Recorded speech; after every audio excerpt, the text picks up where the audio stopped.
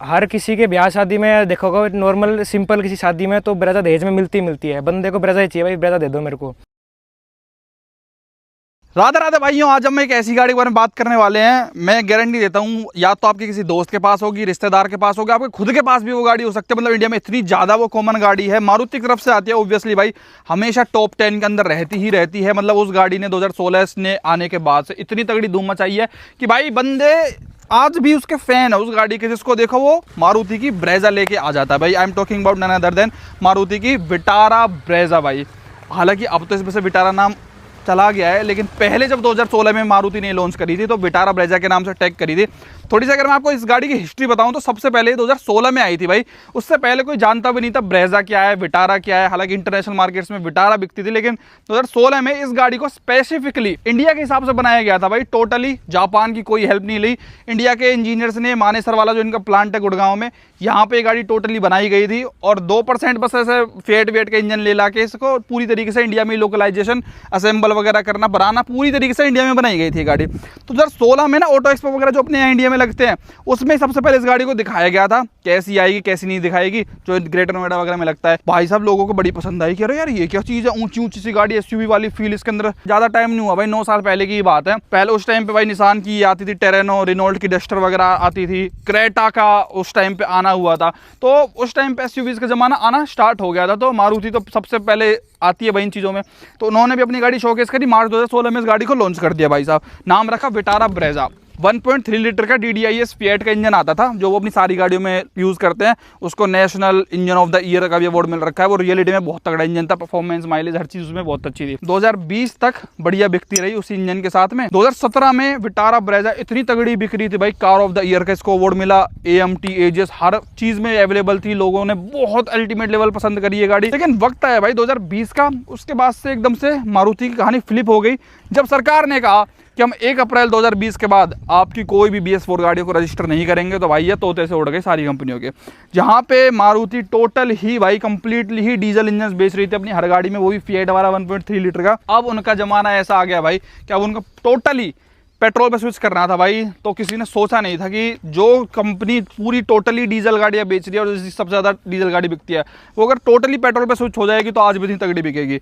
अब मानोगे नहीं, पिछले महीने टॉप 10 अगर आप गाड़ियों की बात करते हैं तो उनमें से 7 गाड़ियाँ हमेशा मारुति की रहती हैं भाई साहब। अब आ गई हैं स्कॉर्पियन वगैरह, नहीं तो ये टॉप 10 की टॉप 10 ही बनी रहती हैं, जिसमें से 7वें नंबर पर कहीं ना कहीं ब्रेजा भी रहती है। ये 14 से 15 हज़ार यूनिट हर महीने इसका बिकना भाई होता ही होता है।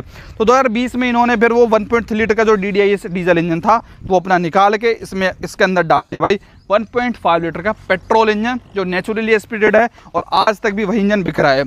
सबको ये लग रहा था भाई अब क्या होगा मारुति का, भाई क्या ही कर दिया इन्होंने, इतना अच्छा इंजन हटा के उसमें से अब केवल पेट्रोल गाड़ियाँ ही बेचेंगे, कौन पेट्रोल लेगा, ये तो माइलेज के लिए जाने जाते थे। लेकिन भाई इन्होंने इतनी तगड़ी कलाकारी करी इस गाड़ी के अंदर भाई साहब। नया इन्होंने फेसलिफ्ट लेके आए, वो उसके अंदर जो इन्होंने ग्रिल वगैरह हल्की सी बदली थी, इतनी तगड़ी उसके अंदर भी माइलेज निकलवा दी भाई। 21 की माइलेज वो लोग क्लेम करने लगे कि हम पेट्रोल से भी आपको निकलवा के देंगे। मारुति टिपिकल मारुति माइलेज के लिए जानी जाती है, और वो निकलवाती थी भी। लोगों ने उसको भी पसंद किया BS6 में और उसको खूब खरीदा। फिर वक्त आया 2022 का भाई, जब इनको न्यू जनरेशन देनी थी। लगभग 5-7 साल में न्यू जनरेशन ले आते हैं। तो 2022 में इन्होंने जो अभी ये वाली आप देख रहे हो वीडियो में इस फ्रेम में, ये वाली गाड़ी आज भी बिक रही है। तो 2022 में ये पूरी तरीके से शेप चेंज कर दी थी।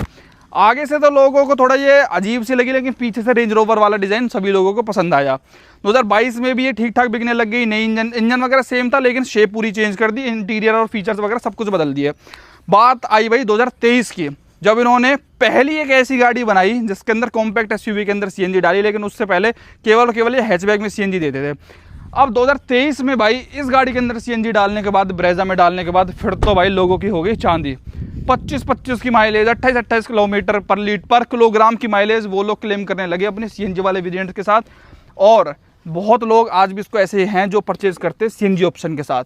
तो ये जो ब्रेजा LXi CNG है आज के टाइम में, ये लगा लो हर बंदा खुद तो लेता ही है, प्लस अगर दहेज भी किसी को देना होता है तो सोचता है कि भैया इसको ब्रेजा CNG ही दे देते हैं।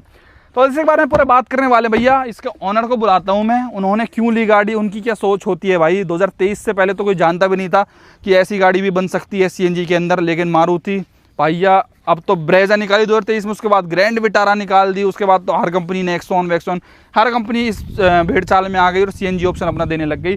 और आज तक भी इनकी रिलायबिलिटी ऐसी है भाई कि सीएनजी में बहुत बढ़िया बिक रही है। आ जाओ भाई इसके मालिक साहब, आओ भाई। तो ये अंश त्यागी भाई हैं जो इस गाड़ी को लेके आए हैं, जो हाल फिलहाल में इन्होंने अपनी बनाई है। सुनाओ भाई क्या हाल चाल है? बढ़िया भाई, आप सुनो। बढ़िया।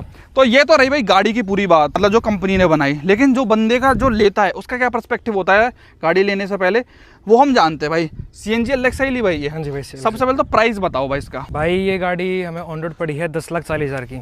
10,40,000 रुपए की भाई ऑन रोड कह रहे हो आप? ऑन रोड कह रहा हूँ, सब कुछ करे तो रखे भाई क्यों ना हो ये गाड़ी टॉप 10 में 7वें नंबर पे। आप खुद सोच के देखो भाई, जब 10,40,000 रुपए में सीएनजी ऑप्शन कॉम्पैक्ट एसयूवी आपको देखने को मिल रही है अंडर सब 4 मीटर, तो भाई हर घर में तो ये पाएगी ही पाएगी।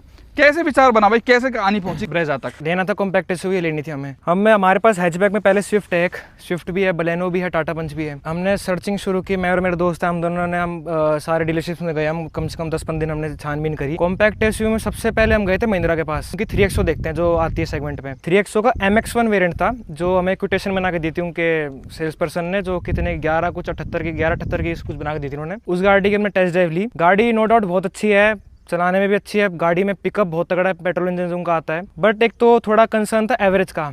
महिंद्रा के उसमें सीएनजी वो देते नहीं कंपनी फिटेड, हमें सीएनजी चाहिए थी कि सीएनजी होगा तो ना सीएनजी बराबर एवरेज दे दे गाड़ी। चला के देखी तो फिर एवरेज मैंने फिर दो तीन दोस्त ने बोला कि एवरेज नहीं गाड़ी की, महिंद्रा का पेट्रोल इंजन वैसी है। वही बात थोड़ा मन सा नहीं बना, फिर घर में वो बात खत्म हो गई, भाई महिंद्रा की लेनी नहीं है। फिर हम सेकंड गए थे हम टाटा में कॉम्पैक्ट एसयूवी के नाम पे तो नेक्सॉन आती है, बट हमने वहाँ पे गए तो हमने उनको सेल्स पर्सन को बताया भी ऐसे ऐसे हमारी नीड है गाड़ी के लिए, तो उन्होंने हमें पंच सजेस्ट करी, 6 लाख में आपको पंच दे देंगे अगर आपका बजट 10 लाख तक का है तो। अच्छा, मतलब आपका 10 का बजट है, वो 6 लाख की गाड़ी चेप रहे हैं आपको? वही मेरे को सन में अजीब लगी बात कि सेल्स पर्सन बहुत डेस्परेट था। हाँ। वो बिल्कुल ऐसा था कि बताओ सर क्या कौन सी गाड़ी चाहिए, चलो मैं आपको 6 लाख में दे दूंगा एसरीज लगा के, और बताओ ऐसे से मतलब कह रहा था कि बंदा डेस्परेट है कि हमारी गाड़ी ले जाओ बस। फिर थोड़ा हाँ पीछे पड़ गया। आप लेने गए हो ब्रेजा, नेक्सॉन, इस टक्कर की गाड़ी वेन्यू वगैरह, वो आपको पंच चेप रहे हैं। वही बात है, तो मैं सब मैंने बोला पंच की नीड ही नहीं भाई। मैं कह रहा है अरे आपको बजट में आ जाएगी, बढ़िया गाड़ी, ऊंची गाड़ी है। मैं कहा वो मिनी कॉम्पैक्ट एसयूवी आ गई, कॉम्पैक्ट एसयूवी आ गई। फिर कह रहा नेक्सॉन चाहिए, नेक्सॉन दे दूंगा, चलो 9 लाख में नेक्सॉन ले जाओ, सब कुछ करा जो पता नहीं बेस मॉडल कुछ था उसका, आई थिंक कौन सा आता है, क्रिएटिव ऐसा कुछ था वेरिएंट, बिल्कुल खाली होकर वेरिएंट था उसमें। मतलब एक तो टाटा का इंटीरियर इतना बेस मॉडल में बिल्कुल प्लेन आता है, इसमें चल फिर भी लगता है वो बिल्कुल ऐसे खाली से इंटीरियर, मजा नहीं आया देख के। थर्ड हम गए फिर किया में, कि भाई किया में भी अच्छी डिज़ाइन गाड़ियाँ आ रही है, तो किया में जाके तो सेल्टोस, तो ऑब्वियसली बात है सेल्टोस फिर भी थोड़ी बजट से ऊपर जा रही थी।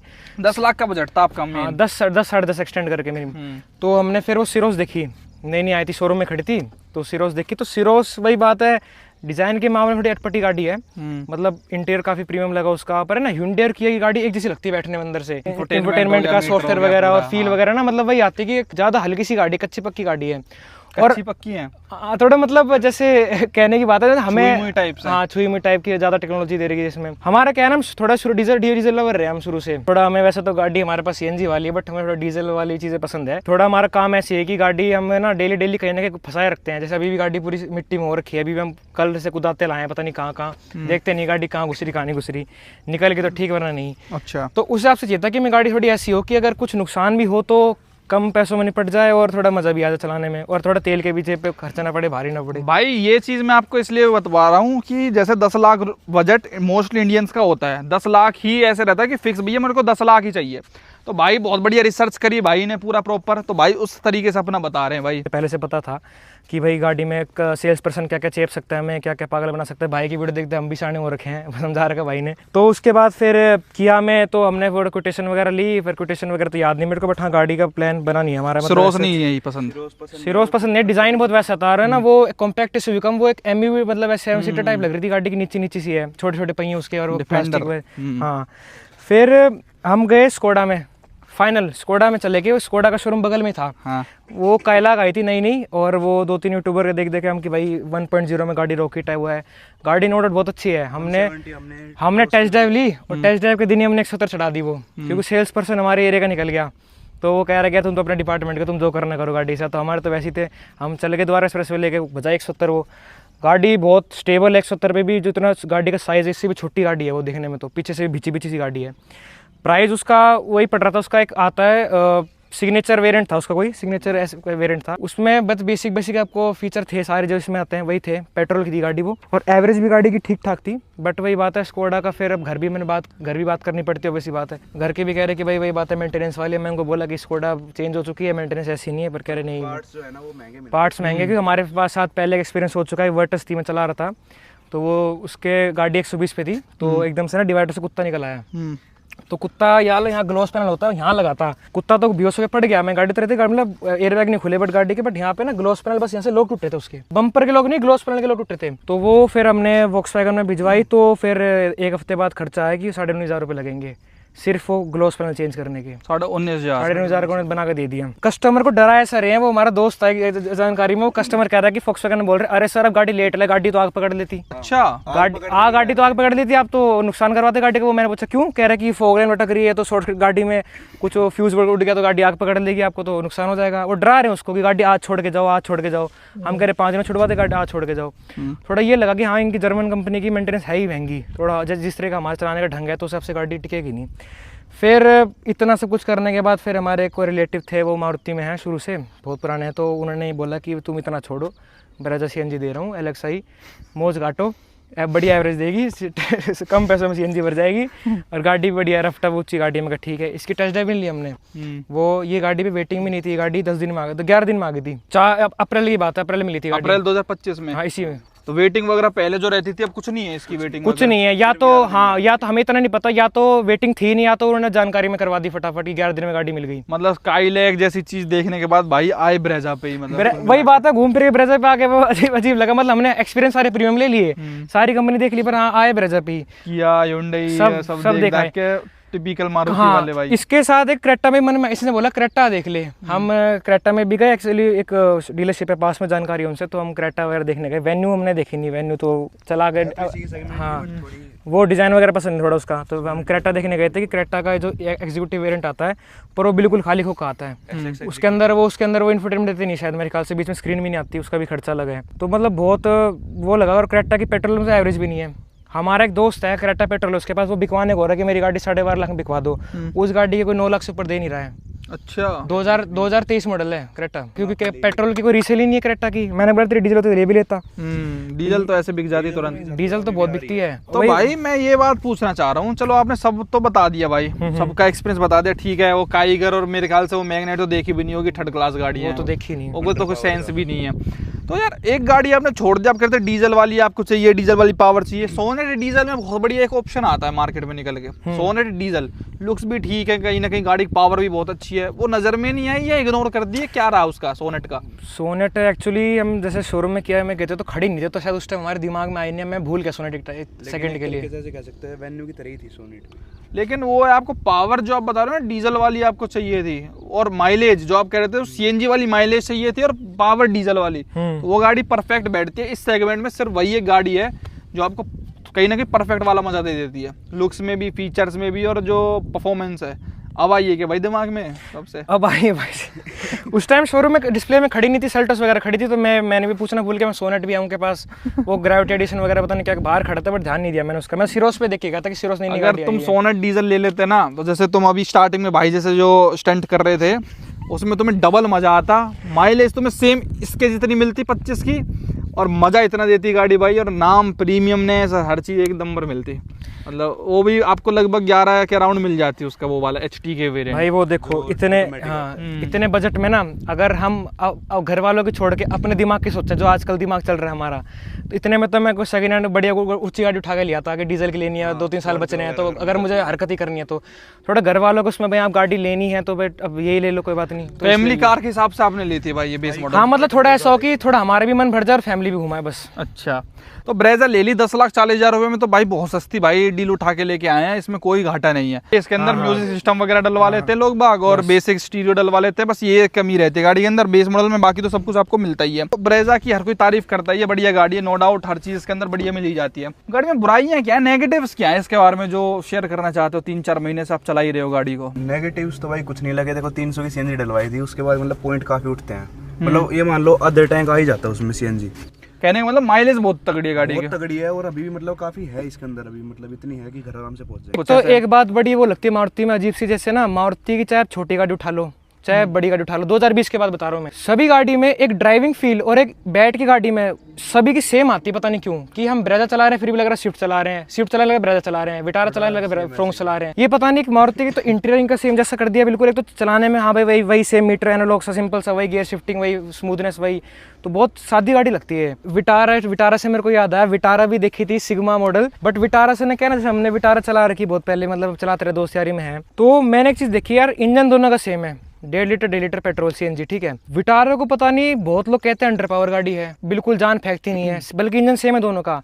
अब उसकी एक तो पहले बॉडी तो भारी, इससे बड़ी हल्की सी भारी पड़ती है, लंबी गाड़ी देखने में तो बोनट भी लंबा से गाड़ी का, बट वही बात होगी वहाँ, मतलब बस एक गाड़ी की लेंथ के लिए और पावर भी गाड़ी में नहीं है, तो इतना क्यों फिर विटारा पे जाना, सेगमेंट भी अलग हो गया वो। अब ये भाई वैसे सीएनजी वाली में 100 किलो लगभग वेट ऐड हो जाता है। अगर नॉर्मल पेट्रोल आप लेने जाओगे तो इसके अंदर थोड़ा सा ना पावर भी कम हो जाती है, वेट भी बढ़ जाता है। नॉर्मल पेट्रोल में लेने जाओगे तो 105 bhp मिलती है, 105 bhp, इसमें आपको 87 bhp के लगभग सीएनजी में ड्रॉप हो जाता है। लेकिन उसका अपने को एडवांटेज वो मिल जाता है कि भाई गाड़ी भाइयों ने जैसा बताया एवरेज बहुत प्यारी देती है, मतलब 25 के लगभग दे देती है जो कंपनी क्लेम करती है। ज़्यादा देती है भाई यार मैं ये चीज़ मैंने देखी है मारुति गाड़ियों में ना, थे 20 इंच के, तो जब भी गाड़ी 32 का एवरेज निकाल रही है सीएनजी के अंदर। मतलब वही मैंने देखी है, लोग बाग स्विफ्ट वगैरह वैगनार से कंपनी क्लेम करते हैं वैगनार की 31-32 की माइलेज, लोग 38-38 की निकलवाते हैं। भाई बस वही बात है, गाड़ी बताऊं पुरानी वाली ब्रेजा से भले हल्की थोड़ी कम हल्का लोहा चद्दर इसका हल्का है, पुरानी वाली ब्रेजा थी ना उसको वो भारी आती थी, वो तगड़ी चीज थी। टोयोटा जो